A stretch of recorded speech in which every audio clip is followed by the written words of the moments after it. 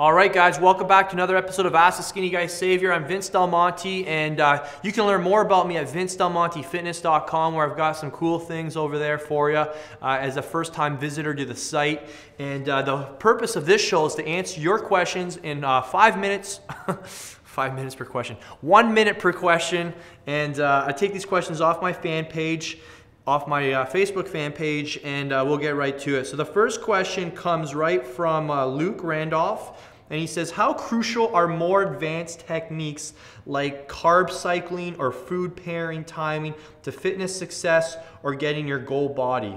This is an awesome question. So I believe we touched on this a few episodes ago, but it's worth touching on again.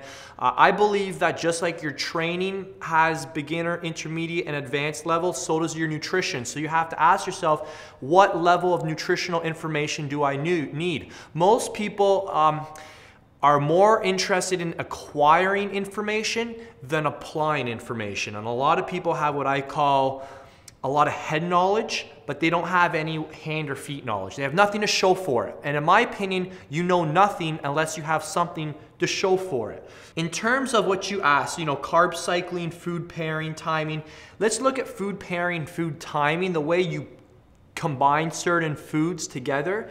The purpose, the logic behind that is to try and dictate a certain hormonal response.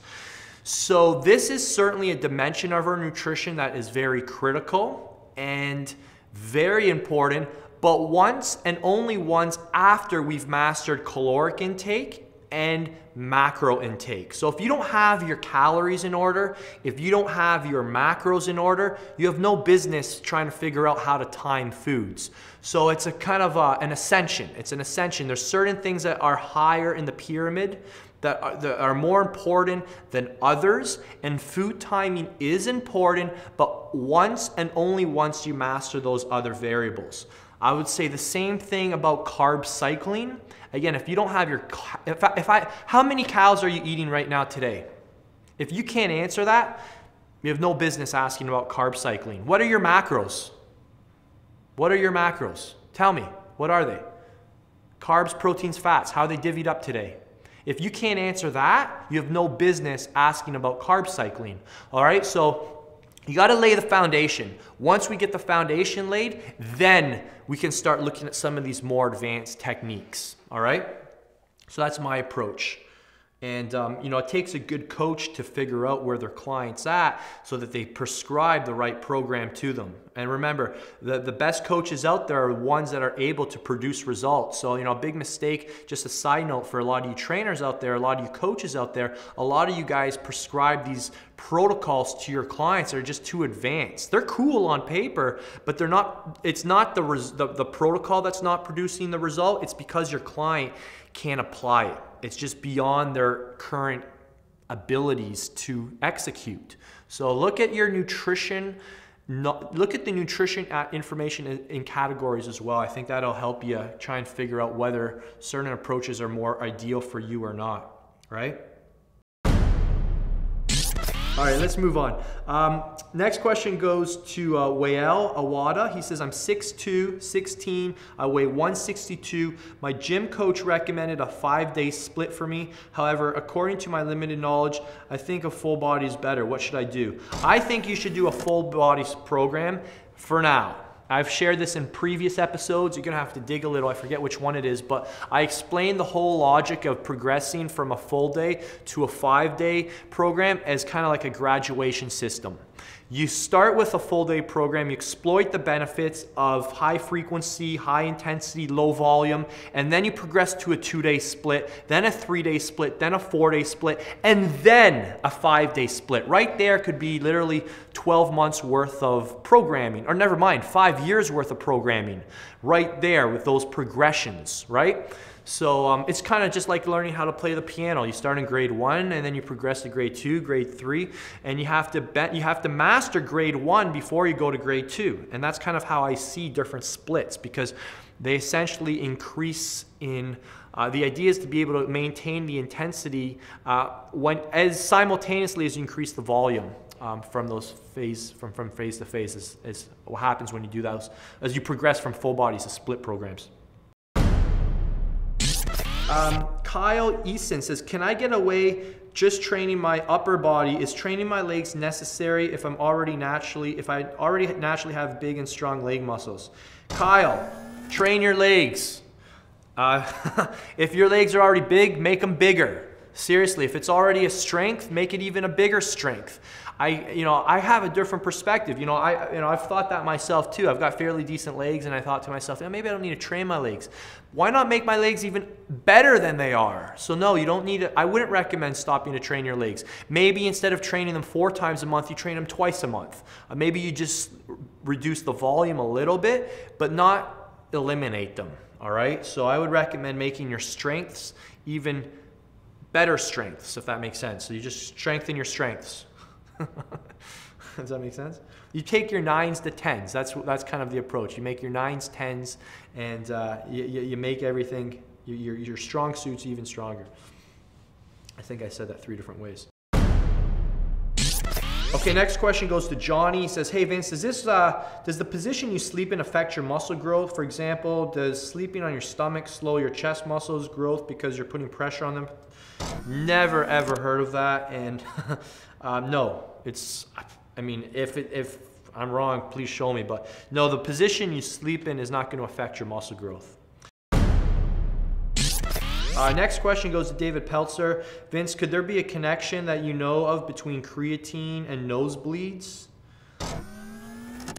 I don't think creatine has a blood thinning effect, so that's something you have to ask somebody else. I'm not sure about that. I've heard of fish oils doing that to some people. They take a lot of fish oils, it thins their blood. I think there's a thinning effect, but I've never heard of that from creatine. So I might be missing something, but I would say no to my current knowledge. All right, this is to Maxwell Torres. What is the best way to incorporate weights, cardio, and stretching in a routine? Should they be done at different times of the day, and why not? So this comes down to the reality factor. I mean, if you have, a pro bodybuilder would have an opportunity to structure his whole day around these 3 physical qualities. He could do weights in the morning, weights in the afternoon, and stretching in the evening. Now, some of us, probably the majority of us watching this show, are not in that situation. So as long as you plan it into your week, then you're okay. So for most guys, who want to build muscle, the weights is going to just come when it fits your schedule best. Cardio ideally should be after your weights, and the cardio, I said stretching, yeah, stretching after the weights as well as cardio after the weights. You shouldn't be doing weights more than 4 or 5 times a week for like the majority of your phases. Maybe if you're doing a high frequency phase, but it would be more. But if you're training 4 or 5 times a week with weights, you're gonna have other days where you can do your stretching and your cardio. I always recommend having at least 1 full day off a week. Emmanuel he's got a nutrition question. He goes, I'm 31, 6 foot tall, 207 pounds. I eat every 3 hours. I'm trying to bulk up right now. I work out in the PM. Is it okay to take my post-workout protein shake and eat dinner right after that? Yeah, there's no problem with that. Next question from Joshua. He says, hey Vince, wondering, is there a time when an ectomorph changes his body and can move on to another body type? I was an ectomorph when I started at 6'1" and 175. 7 months later, I'm 205. No one really calls me skinny anymore. Is it safe to say I've graduated from the ecto status? I've never thought of it that way, but I guess you could. I actually have never thought about this before. This is interesting. Sure, I guess you could call yourself, I guess you're assuming maybe you're a mesomorph. You have a mesomorph body type now. Now, how does that dictate how you train? Most likely, you're going to have to abide by most of the same principles you used as an ectomorph to continue growing. So just because you look like a mesomorph now doesn't mean you're going to start eating like a mesomorph. Typically, a mesomorph would be slightly lower carbs, maybe more protein and fats. But if you transformed your body from an ectomorph, let's just say you were relying on a higher amount of carbohydrates to do that, most likely you're going to have to use the similar principles to continue making progress. So if you want to call yourself a mesomorph, I'm sure, who cares? It doesn't really matter. But don't forget what got you to where you currently are. Very important to keep that in mind.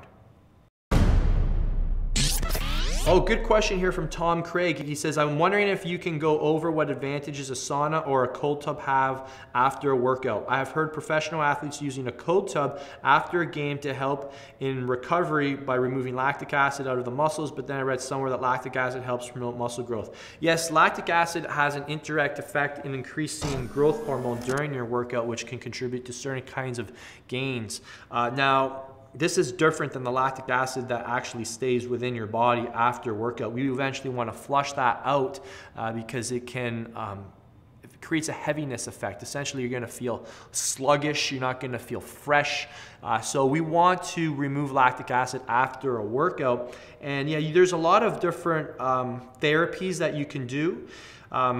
Cold tub is great for reducing inflammation within the muscles, great for treating acute injuries, things that have been, have experienced some sort of acute damage. You could certainly use both.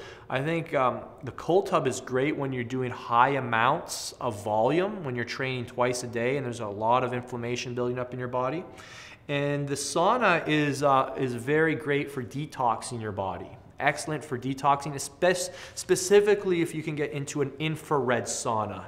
And I think we've discussed this in a previous episode on Live Large TV, but I think it was Live Large TV, we went into depth on the benefits of an infrared sauna versus just a normal sauna. And it's been shown to help pull toxins out of your body. So both are beneficial, and I recommend using both. They're great modalities if you have access to them.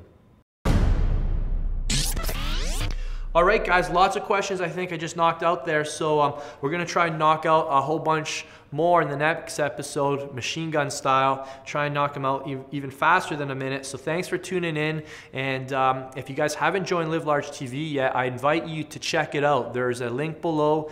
See what it's all about. There's literally over 4,000 members who've joined so far, and they tune in every week to essentially get access to my most current and most advanced information more in depth in an entertaining and fun style. And you also get some other surprises that only the members know about. So go check that out, and we'll see you guys next time.